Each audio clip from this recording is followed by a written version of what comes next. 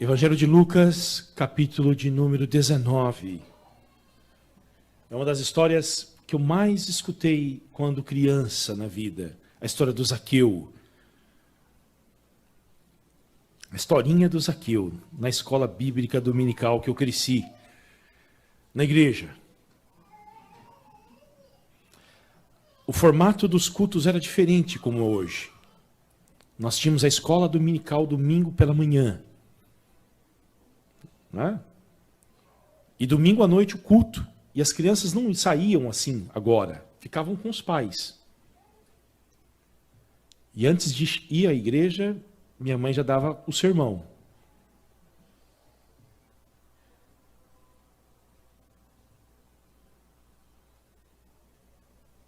Se eu levantasse 2 vezes, a terceira ela ia no banheiro comigo. E eu não queria levantar a quarta. Eu não sei qual é o drama da nossa geração, queridos. Eu não sei. Mas um dia eu quero falar com os pais, tá bom, Celita, aqui. Estou me preparando para isso, orando. A gente precisa tocar nessas feridas nossas. Algum problema tem, queridos, que as nossas crianças não param. Ah, mas elas são super... Não. As crianças sempre foram agitadas. Algum problema tem. Tem.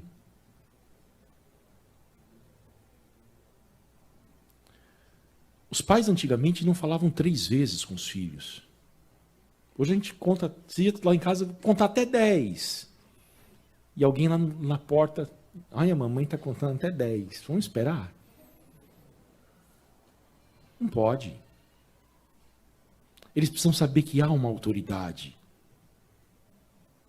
Há uma autoridade. Deus é uma autoridade. Os pais são uma autoridade. Na igreja existem líderes que são autoridades. Na sociedade há autoridade também. Mas é uma outra conversa. E a história do Zaqueu era muito contada. E hoje nós vamos ouvi-la. Não me lembro de ter pregado esse texto aqui. E nós vamos falar sobre ele hoje.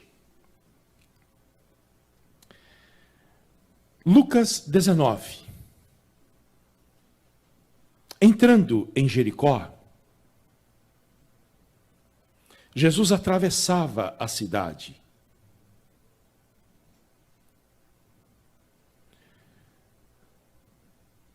Eis que um homem rico, chamado Zaqueu, chefe dos publicanos, procurava ver quem era Jesus, mas não podia, por causa da multidão, por ser ele de pequena estatura.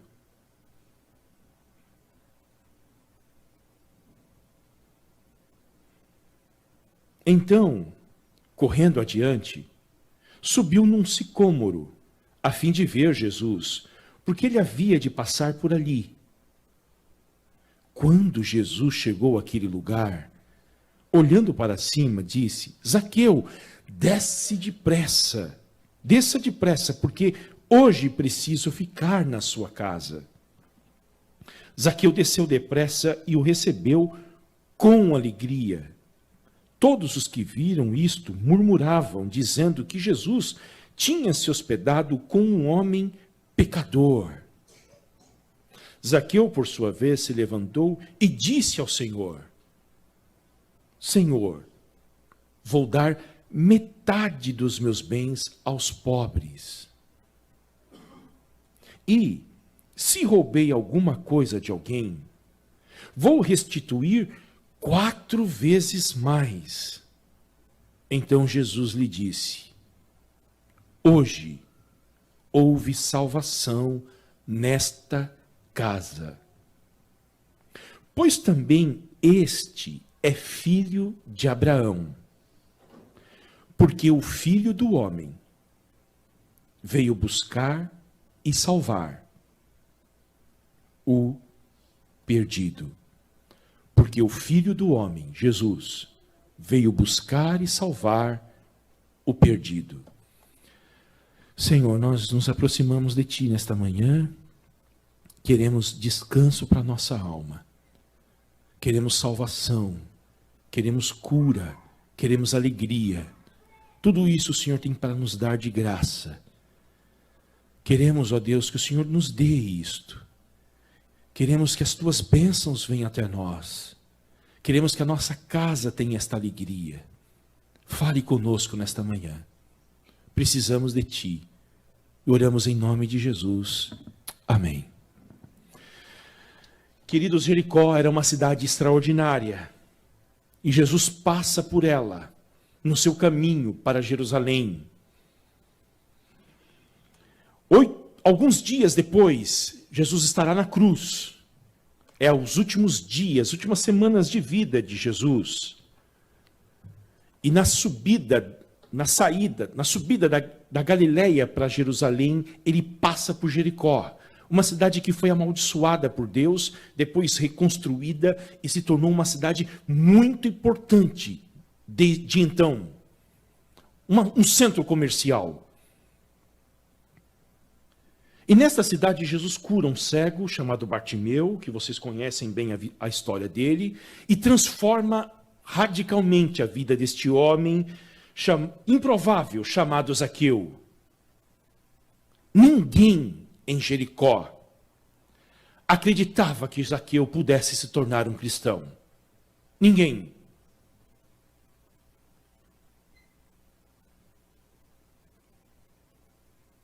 Ele era um publicano. E o que é isto? Talvez você não saiba. Publicano era um homem que coletava impostos para o Império Romano. Os romanos, quando dominavam um povo, ele contratava as pessoas do próprio povo para trabalhar para ele, coletando os impostos. Aqueles que sujeitavam a esse trabalho lucrativo tornavam-se proscritos. A sua família rejeitavam eles. A comunidade também. E a partir de então, essas pessoas não tinham mais uma comunidade, não tinham mais uma família, não tinham mais amigos. Por quê? Eram considerados um traidor da pátria. Provavelmente Zaqueu fora proibido de frequentar a sinagoga, que era o local de culto dos judeus em Jericó. Não participava mais dos almoços de sábado na família. Não tinha mais amigos.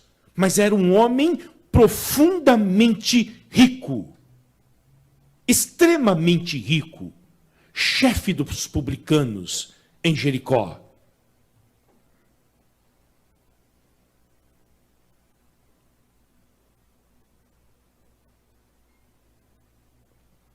E Jesus foi até ele. Ao ler esse texto, você acredita que ele foi até Jesus. Mas, na verdade, Jesus foi até ele. E há uma grande questão aqui nesse texto, porque capítulos anteriores, um homem muito rico foi até Jesus. O jovem rico. E perguntou a Jesus: mestre, bom mestre, o que devo fazer para herdar a vida eterna? Jesus olhou para ele e disse: quem é bom, senão que é Deus? Olha, observe os mandamentos. E aí ele disse para Jesus: isso eu tenho feito desde a minha juventude. Eu faço de tudo que a lei de Moisés manda que eu devo fazer. Aí Jesus olha para ele e diz: opa, que legal, hein? Você é um ser extraordinário, cara. Palmas para você. Então faz uma coisa, já que você fez de tudo. Pega tudo que você tem. Vende. Dê aos pobres. E me siga. Eu posso fazer de tudo. Mas eu não posso fazer isso. Aí não. A Bíblia diz que ele virou as costas e Jesus ficou triste. A Bíblia fala que Jesus se entristeceu porque ele amou esse rapaz.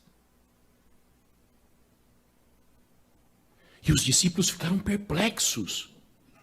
Porque a mentalidade de então era o seguinte: as pessoas ricas entram nos céus.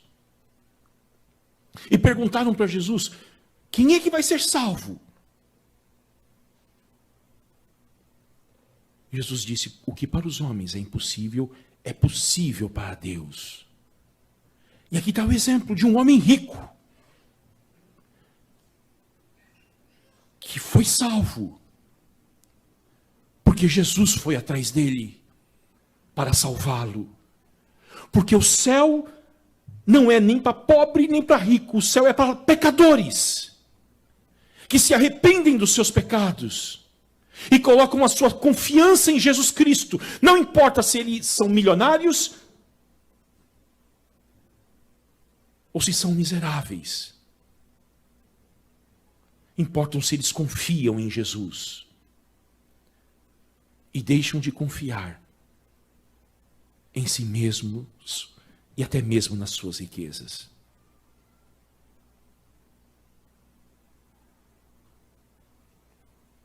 Quando Jesus chega, ele promove uma transformação extraordinária. E é isso que Jesus fez. Na sua passagem por Jericó. É isso que Jesus faz quando passa por uma casa. Eu quero perguntar para você nesta manhã: como é que está a sua casa? Jesus já passou por lá. Quando ele passa, ele deixa uma alegria extraordinária. Nunca mais esta casa é a mesma. A casa de Zaqueu nunca mais foi a mesma, porque Jesus passou por lá. Vamos ver? A primeira coisa que acontece de extraordinário nesse texto é a fome espiritual de Zaqueu. Ele queria ver Jesus. Ele queria conhecer este homem extraordinário. Ele queria vê-lo. As notícias corriam e ele tinha uma fome. E eu entendo que esta fome que nos falta hoje, e que ela não é produzida por nós mesmos, ela é produzida pelo Espírito Santo de Deus no nosso coração. É a fome que faz com que um homem saia da sua casa qualquer hora do dia para ir a um culto. Mesmo que o culto seja simples, mesmo que não tenha uma banda extraordinária tocando, mesmo que não tenha um grande pregador para ensinar a palavra de Deus, mesmo que as pessoas ao lado não sejam pessoas impressionantes, mas ela precisa estar reunida em um local de adoração para cultuar a Deus, porque há dentro dela algo queimando de fome por Deus. Foi o que aconteceu com Zaqueu. Eu quero ver Jesus. No Evangelho de João, no capítulo 12, a Bíblia fala dos gregos que saíram da Grécia e foram na última semana de vida até Jerusalém e chegaram para Filipe e disseram o seguinte: nós queremos ver Jesus.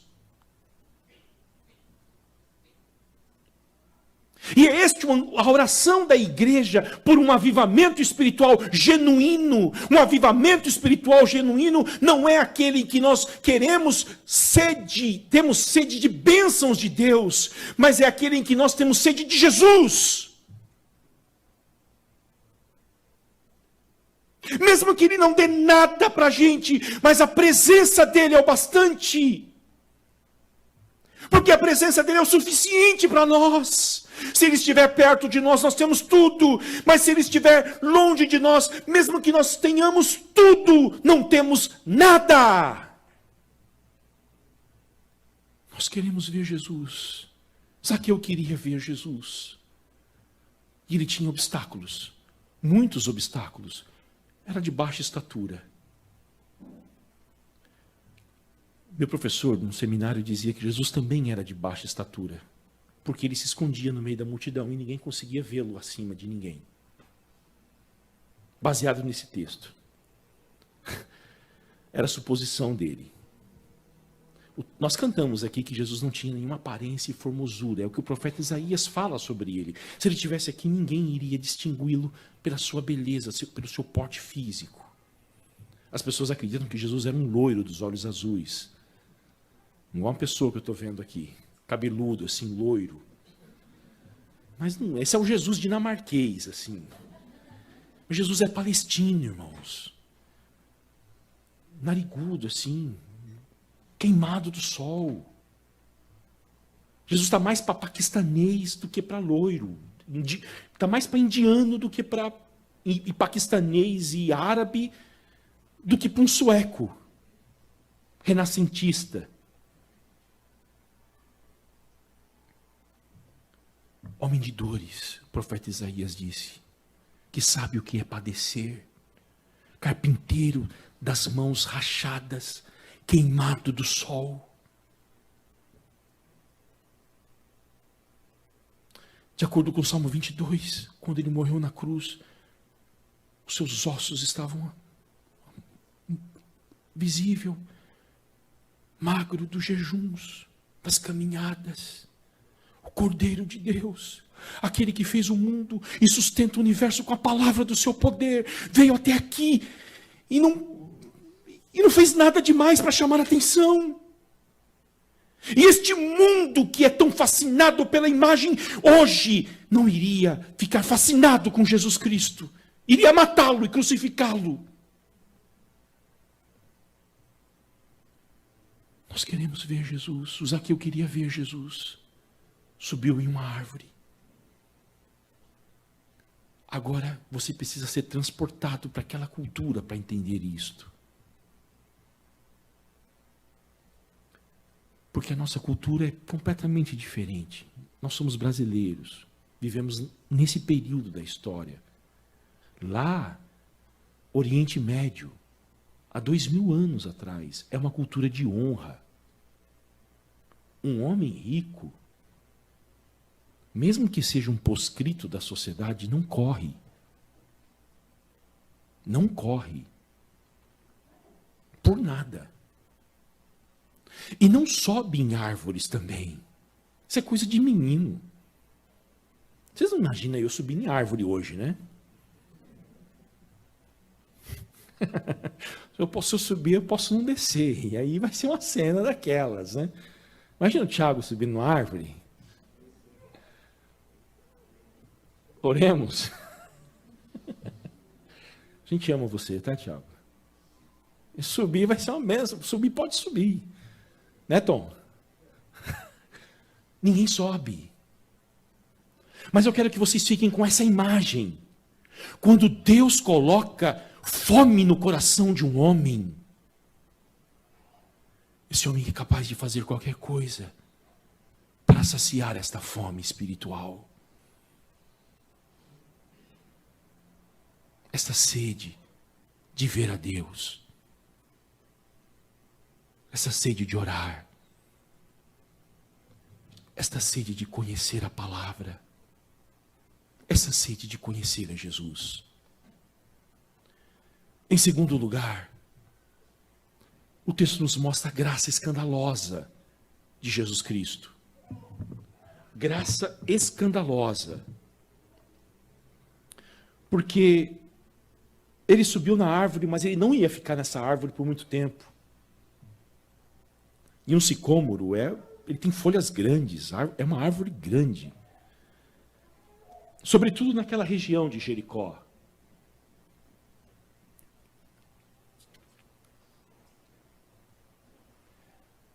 Jesus tomou a iniciativa. E Jesus conhecia Zaqueu, sem nunca ter estado com ele. Chamou Zaqueu pelo nome. Porque Jesus conhece as suas ovelhas. Aliás, Jesus conhece todas as estrelas que há no universo. E você sabe que não há poucas. E a Bíblia diz que ele chama todas elas pelo nome. E elas respondem quando ele as chama. Jesus conhece o seu nome. Jesus conhece a sua história. Jesus sabe o que você já passou, o que você está passando. Jesus te conhece. Chamou Zaqueu. É ele quem toma a iniciativa. E você precisa ver a radicalidade da autoridade de Jesus. Porque Jesus não pergunta para o Zaqueu: Zaqueu, você acha que é legal se eu for na tua casa hoje? Tem um espaço lá para mim? Não! A autoridade de Jesus Cristo diz o seguinte: Zaqueu, desça depressa, porque hoje me convém dormir na tua casa.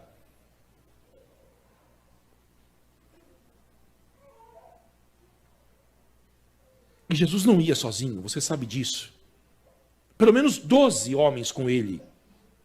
Imaginando eu chegando em casa com 12 amigos para o jantar à noite, assim. Minha esposa ia olhar, sem avisar nada.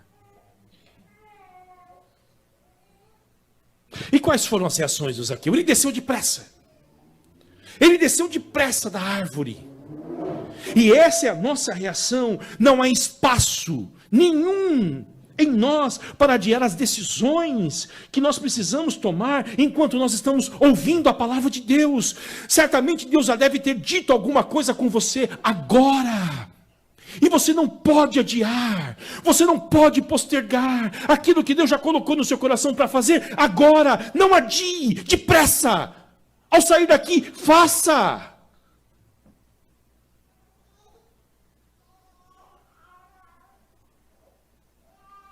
E o texto diz que ele recebeu Jesus com alegria.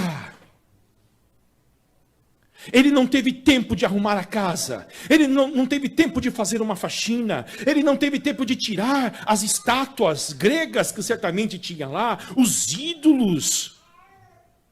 Ele não teve tempo de tirar as coisas profanas que tinha dentro da sua casa. Jesus chegou e chegou chegando. Escute, não espere arrumar a sua vida para vir a Jesus Cristo. Você nunca vai vir, você nunca vai convidar Jesus. Se primeiro você tentar arrumar a sua vida, escute, Jesus Cristo está dando uma oportunidade para mudar a sua vida hoje. Não espere amanhã para chamá-lo para entrar na tua casa, porque você nunca vai convidar.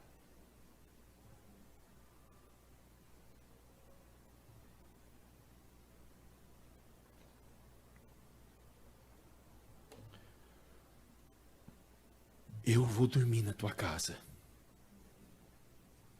na casa mais improvável. Se fosse hoje, seria a casa o apartamento mais improvável de Balneário Camboriú. E aí você tire as suas próprias conclusões. Onde Jesus estaria com seus discípulos à noite?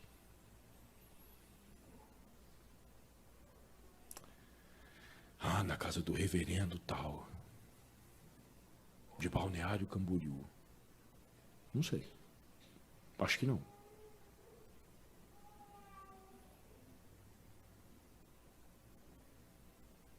Como que as pessoas reagem a esta graça escandalosa? O que define o cristianismo das demais religiões é a palavra graça. Graça, graça, graça, graça. É Deus dando o que o homem não merece. Você nunca vai encontrar a palavra mérito na Bíblia. Não existe mérito no cristianismo.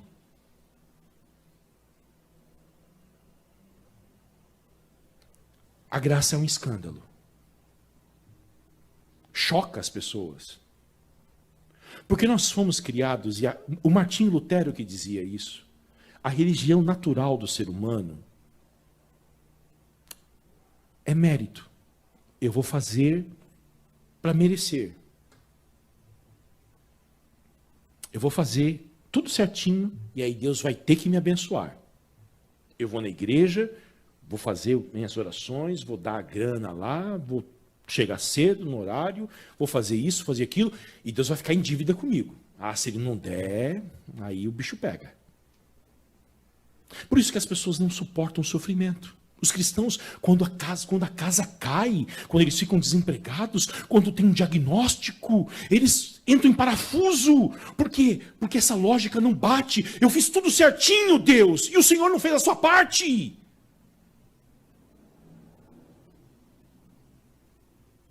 Aí precisa o pastor ensinar versículo por versículo o livro de Jó para eles.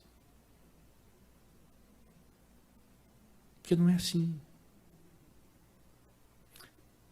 Eu quero repetir, a palavra mérito não existe no cristianismo. Eu vou aproveitar e vou dizer uma coisa para vocês. Guardem bem isso. Lá no inferno, nesse instante, tem pessoas que estão gritando, dizendo que não merecem estar lá. E lá no céu, nesse instante, e eu lembro do meu avô, das pessoas mais queridas da minha vida, dos meus tios, dos meus amigos que já partiram.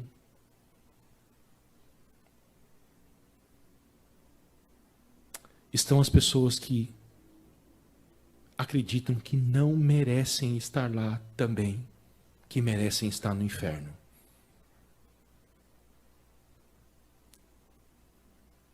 Ok? Os que estão no céu, os que estão no inferno, gritam dizendo, eu não mereço estar aqui.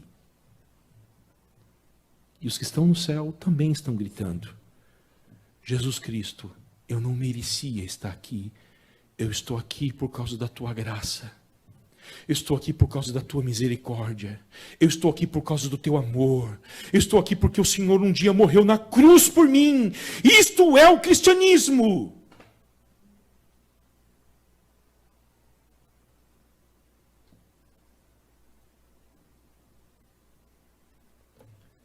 Esta graça é chocante. As pessoas não entendem, elas ficam chocadas. Olha como que eles reagiram lá em Jericó. É a mesma maneira como as pessoas reagem em Balneário Camboriú, em Itajaí.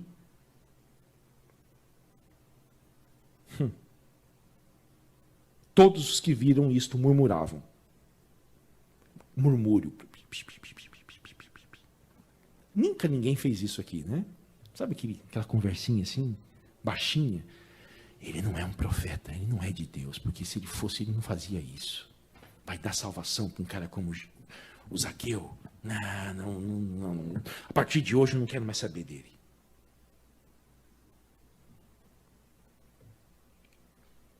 A graça é essa grande inversão. Deus veio dar para quem não merece.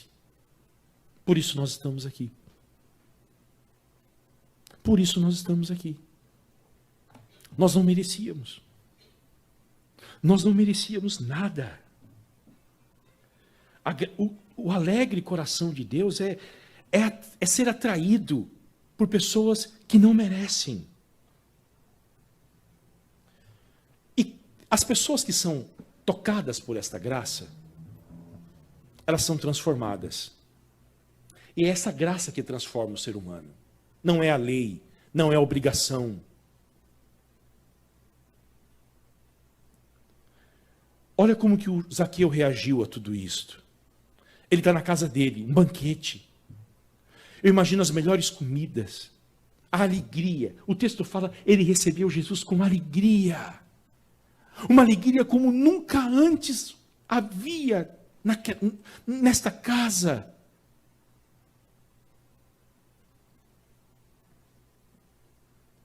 E sem que Jesus falasse nada. Sem que Jesus tocasse nas feridas do Zaqueu. Sem que houvesse constrangimento das palavras. Sem que houvesse acusações. Sem que houvesse um sermão acusatório. Jesus não fez nada. Mas eu imagino a alegria de Jesus olhando para ele, abraçando Zaqueu, os discípulos abraçando Zaqueu, a esposa, os filhos. Que é isso, pai? Essa casa era tão solitária, essa casa era tão vazia. Olha as músicas, olha quem está aqui. Olha a fragrância de amor neste lugar. O Zaqueu se levanta no meio da festa e pede a palavra. Todos ficam em silêncio. E olha o que ele diz. Versículo de número 8. A primeira coisa, ele chama Jesus de Senhor. A partir de agora, eu não mando mais na minha vida. A partir de agora, eu não sou mais o dono do meu nariz. A partir de agora, eu tenho um dono. A partir de agora, eu reconheço que agora sou livre de verdade, porque eu só sou livre quando me submeto a Jesus Cristo, o meu Senhor.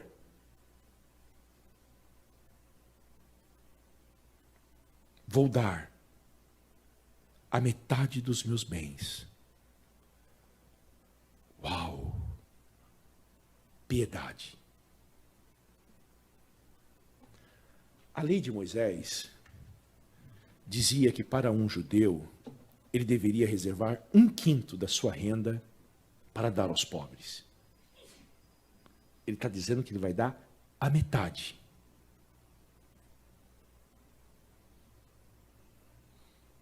E ele não vai dar quando morrer, no testamento. Ó, vou deixar o dinheiro aqui, segurança, né? Precisa ter uma segurança, né? Um investimento aí. Não sabe o que vai acontecer. Então, quando eu morrer, olha, eu vou deixar o testamento aqui, eu dou para os pobres, para a igreja, para a missão. Não. Agora, a metade dos meus bens.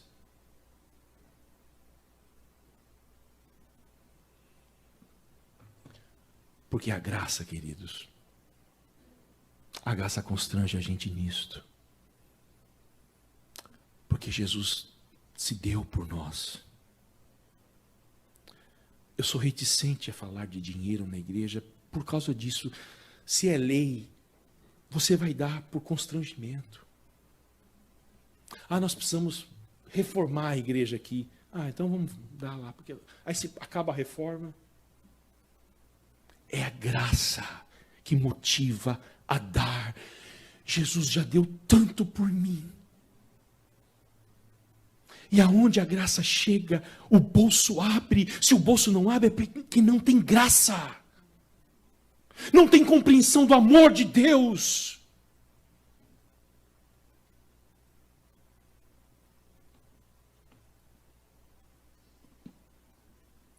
O patrimônio dele, que não era pouco, era só para ele. Agora é para Deus e para os pobres. Por quê? Porque a glória de Deus é compartilhar. A glória de Deus é dividir. A glória de Deus é repartir. A glória de Deus é multiplicar.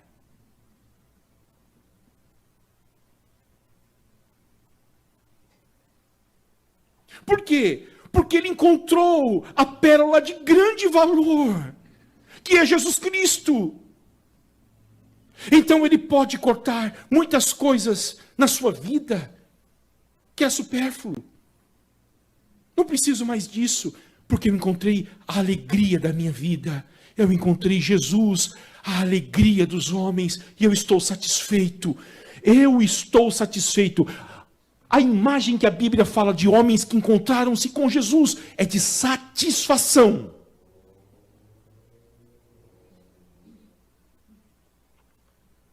Ele reconhece que os seus ganhos não foram honestos. Se eu defraudei alguém, eu vou restituir 4 vezes mais.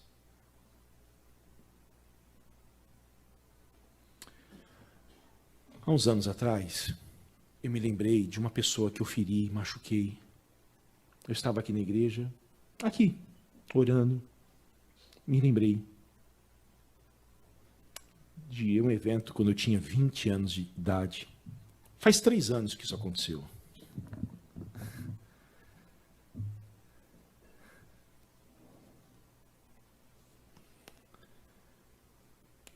Procurei o telefone dessa pessoa. E tocado por essa passagem da Bíblia, liguei para ela. Não era dinheiro não, tá? Eu falei, escute, nós tivemos um relacionamento e eu não fui honesto com você, eu machuquei o seu coração. Ah, Fábio, é você. Como ela estava ferida comigo, machucada. Como ela falou coisas para mim. Eu quero encorajar você a fazer o mesmo essa semana. Se eu feri alguém, se eu machuquei, se eu enganei. Se você não sabe como fazer, procure Jesus. A Bíblia diz que Ele é o maravilhoso conselheiro. Ele vai te mostrar como você deve fazer. Mas faça.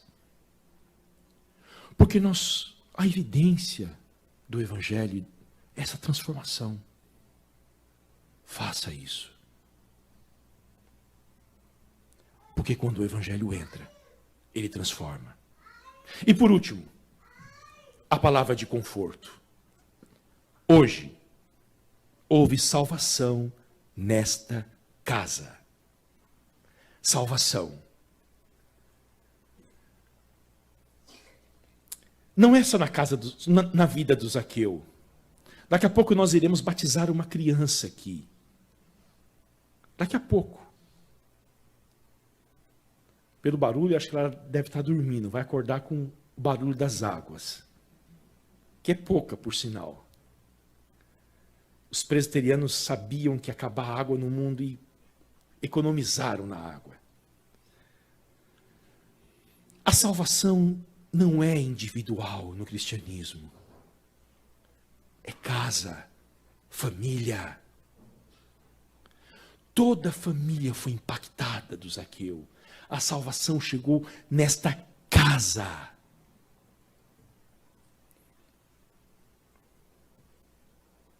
Todos os homens estão perdidos. Mas Jesus veio para salvar. E esta é a missão dele: buscar e salvar os que estão perdidos. Todos estão perdidos diante de Deus. Os que reconhecem que estão e os que acham que não estão. E que olham para cima e dizem o seguinte: mas ele é mais perdido do que eu. Mas Jesus veio buscar e salvar o que se havia perdido. Deixa eu dizer uma coisa só para você. Quando a salvação chega, ela traz alegria, festa, comida.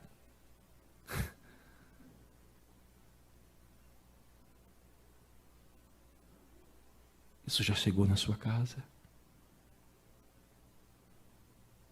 Se não chegou ainda, você pode vir a Jesus hoje. Ele oferece esse descanso para você. Ele oferece essa salvação para você. E Ele quer salvar a sua família, não apenas você. Creia no Senhor Jesus e será salvo tu e a tua casa. Venha a Cristo hoje. Amém? Feche os teus olhos, nós vamos orar.